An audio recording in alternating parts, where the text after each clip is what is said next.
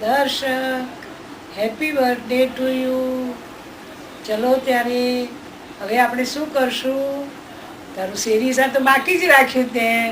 દાદા બહુ યાદ કરે છે કે શેરીસા છોકરું ક્યારે લઈ જશે મને. અને તે જે સરપ્રાઈઝ રાખ્યું એ તો ખરેખર સરપ્રાઈઝ કોઈનું નથી રહ્યું. સામે હર્ષિદાબેનનું થયું, માસીનું થયું, પણ તારા જેવો સરપ્રાઈઝ કોઈ જ નહીં.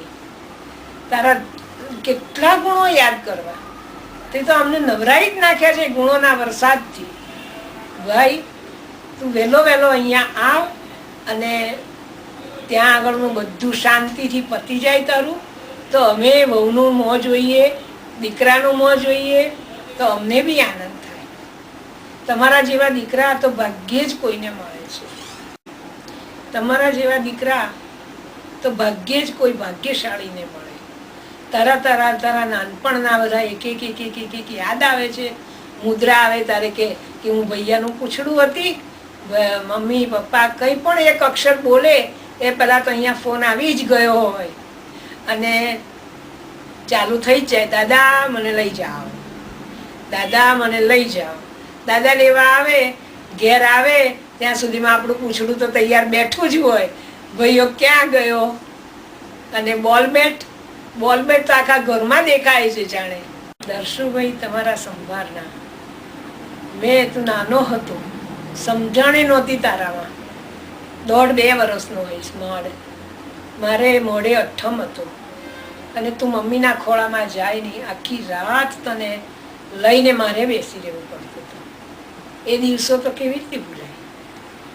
હસતો હસતો આવે, મમ્મી દાળ કરી છે, મમ્મી શું છે? એ દિવસો તો કેવી રીતે ભૂલી શકાય? એક વખત રિમોટ પછડાયું, તે ગુસ્સે થઈને નાખ્યું અને મેં તને લાફો માર્યો.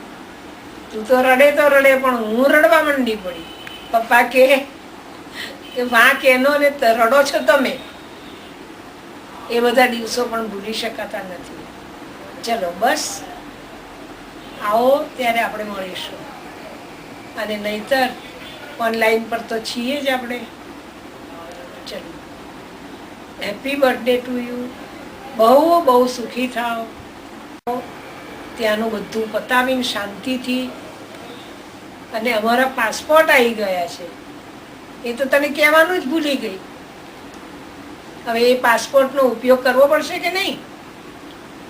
પછી ચલો ત્યારે આપણે વિચાર કરીને પછી એનો ઉપયોગ કરીશું. આવજો.